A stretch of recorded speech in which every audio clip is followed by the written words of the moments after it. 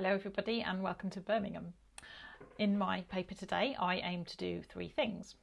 Introduce my ongoing research into wind instruments in 17th century English cathedrals to place some of the processes I'm going to discuss in their wider context. Examine some of the practice-led research methodologies that I have drawn on during the course of this work,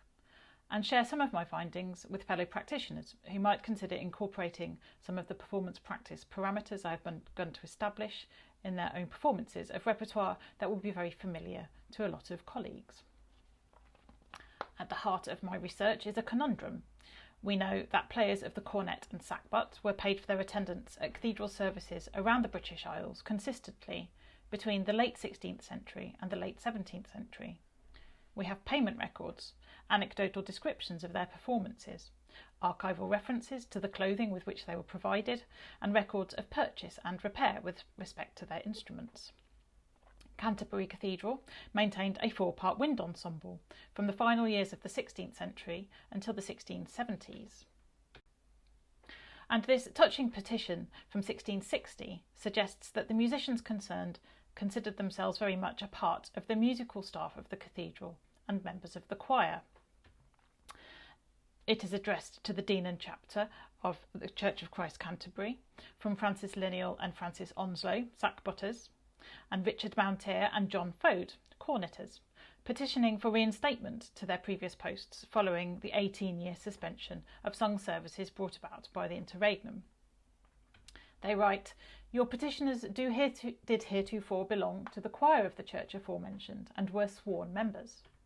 Your petitioners do hereby declare their readiness to officiate their said places and are still ready to perform their several duties with their fellow members of the choir."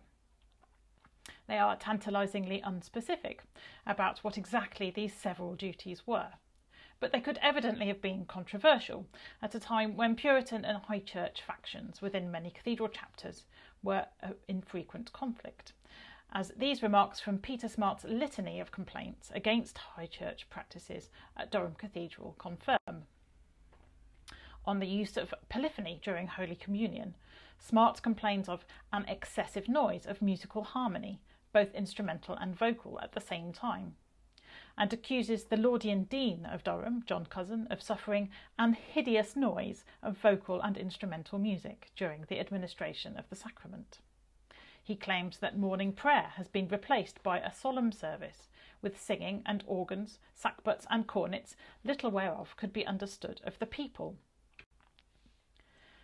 He accuses Cousin of allowing the Nicene Creed to be sung by the whole choir with all their musical instruments, and at the end of a long rant about church furnishings, complains of sackbuts and cornets piping so loudly at the communion table that they may be heard half a mile from the church. Durham Cathedral employed 2 cornets and 2 sackbuts from around 1624 until the late 1680s, though by this later date the payments are likely to have been pensions, and Smart's admittedly highly partisan comments highlight the important contribution of wind instruments to the cathedral soundscape, hinting at what their presence might have signified in the context of a complex theological power struggle that went on to have national consequences. However, aside from this fragmentary patchwork of evidence, the type of artefacts we might use to reconstruct the instrumentalist's musical role in the context of 17th century England, such as the musical sources, instruments and iconography with which the continent is well supplied, do not survive. No sackbuts, no manuscript or printed music designating instrumental performance, and only 2 cornets can be closely associated with cathedral practices, leading to philological, organological and to some extent musicological dead ends when seeking new insights in this area. Knowing that the instrumentalists were there, and working on the assumption, based on anecdotal evidence, that they made some contribution to the performance of sung polyphony, several musicologists over the years have made suggestions as to exactly what the cornets and sackbuts might have played. Based on the antiphonal nature of choral writing for English cathedrals during this period, Peter Laharet in 1979, Brian Crosby in 1995 and John Cannell in 2003 have all suggested that the seemingly standard lineup of 2 cornets and 2 sackbuts might have been employed to double the medius bassus voices on each side of the choir respectively, Seems like a sensible suggestion. It takes account of the lack of evidence for tenor cornets in English cathedral bands necessary for doubling contratenor altus parts in their original keys, and accommodates that one surviving pair of cornets quite neatly. It allows for the doubling of music with a fluctuating number of inner voices, but with a fixed lineup of players. But on the handful of occasions wind instruments appear in the discography of early to mid-17th century English sacred vocal music, and on the occasions I've been hired to play this repertoire, a consort-style approach to instrumental doubling is employed, so an instrument on each part of the vocal texture. And to the best of my knowledge, the medius bassus solution has not previously been tested. Or it has somehow been found wanting without at the same time addressing broader performance practice considerations in music of this period, such as pitch, transposition, voice types, organ practices, spatial aspects of performing in cathedral spaces, or the materiality of surviving notational sources and their use in performance. I'm not going to touch on all these considerations today. I have a research catalogue exposition linked in the comments below that examines some aspects of pitch and transposition in more detail for anyone who's particularly interested. But this mesh of performance practice questions was really my starting point for practice-led research. As a practitioner, the most obvious way forward to me was to start trying things out. And the process that followed, whilst flawed in many respects, has demonstrated firstly the validity of collaborative participatory research through performance in this area, and also the enormous potential of practice-led work to enhance the more traditional archival and musicological activities that went into establishing the context and parameters in which particular performance practices might have existed. I am not alone in this respect, as this definition of performative research by Brad Haseman neatly summarises. Performative researchers construct experiential starting points from which practice follows. They tend to dive in, to commence practicing to see what emerges. Most commonly, performative researchers progress their studies by employing variations of reflective practice, participant observation, performance ethnography, ethnodrama, biographical, autobiographical and narrative inquiry, and the inquiry cycle from action research. And the iterative organic process that my research project grew into is well represented by this visualisation of the inquiry cycle to which Haseman refers. I found this visualisation particularly helpful when articulating the difference between practice-led research and its mirror image research-led practice, because none of the activities I'm about to discuss constitute an end result or an outcome, perhaps a CD or concert performance, of the type we might imagine producing at the end of a period of research. And I'll discuss how I've chosen to frame this work in a little more detail towards the end of my paper. I began the practice-led research process with Evensong at Worcester Cathedral in October 2018. I worked with the Director of Music to programme a service of repertoire from 17th century Durham, with the sole aim of testing medius bassus doubling of the voices for the first time, in particular establishing whether the inevitable unison playing between winds on each side of the choir during full sections could be successful. With the exception of performing in the original keys, so removing the customary minor third upwards transposition in widespread use for music of this period, no other changes were made to the usual practices of the choir, including spending more than 5 minutes rehearsing each piece. Knowing that audio-visual documentation of the occasion would not be possible, I compiled a questionnaire for completion by participants and congregation as an alternative to gather responses to the inclusion of winds in the service, and received an extremely rich variety of feedback that I don't think simply recording the event would have provided. Congregation members described the calm, relaxed feel of the music and the solemn atmosphere, using precisely the same terminology that crops up in historical sources to describe these instruments. The unobtrusive nature of our playing went down well with the Director of Music, and there is of course a whole conversation to be had there about blend and vocal style in this repertoire, to which comments like this are highly relevant. The congregation and choir felt that the sackbuts could have been more present to address balance issues, and one chorister felt that the instruments kept the music in time, which is pretty insightful feedback from a 10-year-old and perhaps hints at further elements of functionality to the use of instruments that I had not previously considered. The Worcester service demonstrated to me as a cornetist that this distribution of instruments throughout the vocal texture was worth pursuing. Unison playing worked well, particularly at the distances at which the instrumentalists were positioned within the choir. Observing deck and can markings made what might otherwise have been quite a strenuous performance perfectly manageable, and the sackbuts contributed a great deal to the bass line, given that the modern chamber organ was almost completely inaudible once the choir got going, though the congregation thought that they could have done more. The most significant finding from this, however, was the effect on the inner voices of the choir. Where one might have expected a hollow sound to result from doubling only the outer voices, the actual effect was greater clarity of text and line in the inner parts than I could have predicted, a point that was noted by a number of participants. With these considerations of balance between voices and between the choir and organ in mind, I began planning a further iteration of my practice-led research in which these two elements might be addressed in more detail.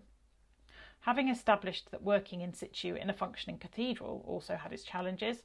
I designed my next session to offer a more controlled environment for experimentation, leading to the workshop Singing with Cornets and Sackbuts at the University of Birmingham in November 2018.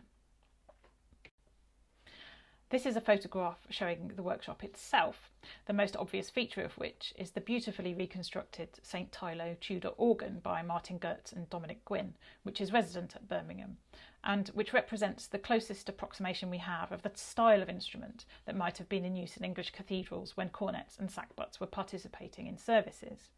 It has open metal pipes and is a transposing instrument, giving a good indication of how an instrument of the time might have blended, or otherwise, with the rest of the ensemble, and the sound is a world away from the modern chamber instrument of the type that I'd used at Worcester.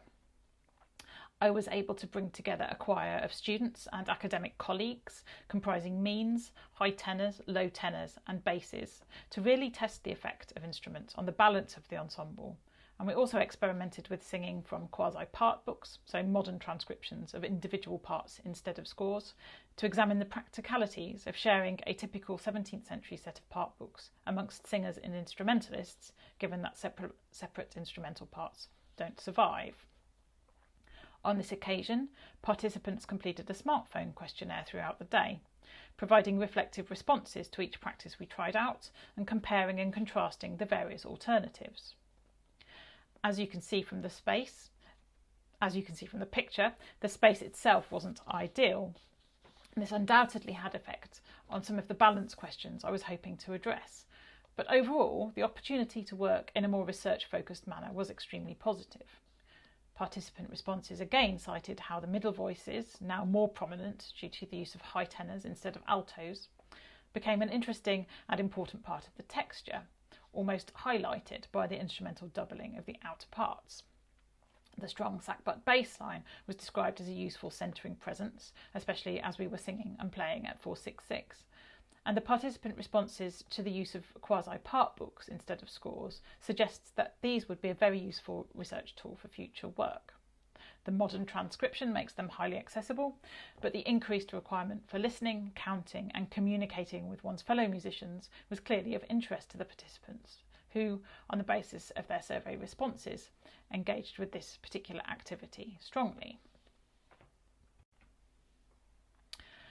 You'll have noticed that recorded documentary evidence of my research sessions is somewhat conspicuous by its absence at this stage, and this was one of the factors that contributed to planning the third iteration of this process, which took place during Evensong at Canterbury Cathedral in January 2019. For this session, which involved the girls and men of the Cathedral Choir, I worked with the Assistant Director of Music to programme repertoire by Canterbury composers, which proved a popular choice locally and attracted additional funding from the Friends of Cathedral Music to pay for professional sackbut colleagues to contribute to the service. Building on the experience of the first two sessions, I arranged to use a digital Hauptwerk organ to achieve a sound somewhat closer to the St Tylo instrument than Canterbury's modern chamber instrument. And I also used this opportunity to test a selection of instrumental music from English sources as a potential alternative to performance within the choir for the 2 cornets and 2 sackbuts employed at Canterbury during my study period. These particular musicians were also regular performers with the City Waits Band, allowing a potential point of crossover for repertoire of the 2 groups. And you should be able to read all about these particular individuals in Early Music soon. Canterbury very kindly allowed me to record the service, and for this reason I chose to contrast medius bassus doubling of instruments with consort-style collo parte playing in order to gather audio data of the 2 approaches in practice. We can hear a couple of short extracts from the live recording. The first is from a 4-voice Magnificat by George Marzen, organist and master of the choristers at Canterbury for 30 years at the beginning of the 17th century. And we will hear the very end of He Remembering His Mercy on the decani side into the full Gloria, with instruments on each part. Remember that this is only possible with 4-part music, and then we had to use a tenor cornet on the second line down here.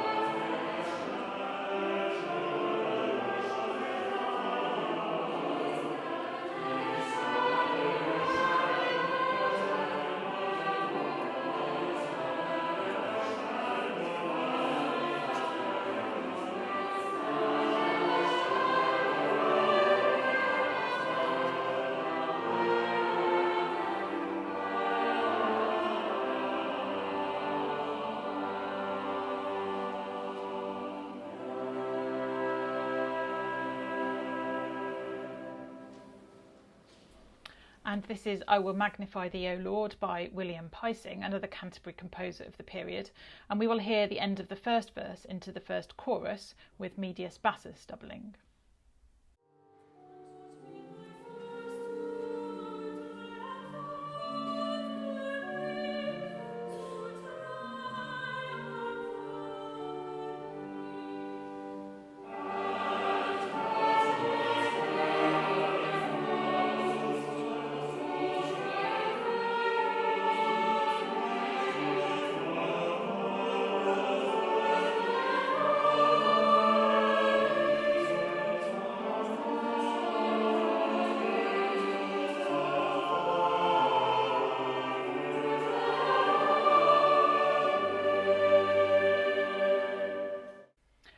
These short snippets demonstrate that there's a marked contrast between the 2 approaches in terms of clarity.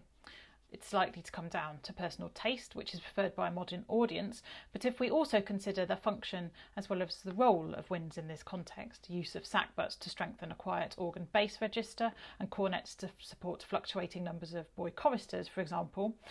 then practical as well as musical reasons emerge for using instruments in the manner that I've demonstrated. When I finished my PhD in September 2019, I'd say I was about here on O'Byrne's visualisation. I was thinking about ways of expanding networks of participants to take this work further, and considering other questions that might be answered through participatory research in this mode. I plan to work with untrained voices, for example, and test memorisation and rote learning techniques, activities that lend themselves to the involvement of grassroots musicians, have enormous potential for community engagement with diverse groups, and need not be limited to elite organisations such as cathedral choirs. Involving local people in research about the places in which they live have had considerable appeal for the community at Canterbury, and I plan to continue my focus on provincial locations to build on this potential for knowledge exchange. Of course, all of this has been temporarily parked, but I hope to be able to report back sooner rather than later on how further iterations of this work progress. I'm going to finish by addressing one of the challenges I faced when articulating the how and why of my research approach in the context of literature around practice-led research, namely squaring what I've been doing as a HIP researcher with a consistent focus on outcomes by many of those discussing particularly collaborative research through practice in the arts. Hazel Smith and Roger Dean's iterative cyclic web of practice-led research and research-led practice represented in this diagram, and to which I've previously alluded, for example, privileges the artwork and particularly new creative work as outcomes of the complex feedback loops constructed within their methodology. And whilst aspects of this align with the inquiry cycle we've previously looked at, for those investigating historical practices through collaborative research, I find there is still an uneasy methodological fit. And this is why I found myself engaging with action research as a methodology, despite the fact that the natural home of this particular approach is in education, healthcare and sociology, often in developing countries. You'll forgive, therefore, the rather lofty ideals behind this next quotation, but note that I've highlighted the relevant underlying philosophical structure of action research that resonates strongly with the work I have done. It is a participatory, democratic process concerned with developing practical knowledge, grounded in a participatory worldview that seeks to bring together action and reflection, theory and practice in participation with others in pursuit of practical solutions. John Harper, who has made one of the few HIP-specific contributions to the literature that directly addresses the processes of practice-led research, digs deeper. In his introduction to Late Medieval Liturgies Enacted, a large-scale collaborative research project that used enactment as a research tool and for which, incidentally, the St. Tylo organ was originally commissioned, he grounds these experiential starting points in the work of Immanuel Kant, who writes, "There can be no doubt that all our knowledge begins with experience, but though all our knowledge begins with experience, it does not follow that it all arises from experience." And I find this a particularly useful frame for the mixture of practice-led and traditional research with which I've been working, one that affords the contribution of my 10-year-old chorister equal validity with archival voices from 17th century Canterbury. On that note, I'd like to share one of my favourite quotes from the literature on action research and bring this paper rather inelegantly to a close. Thank you for listening.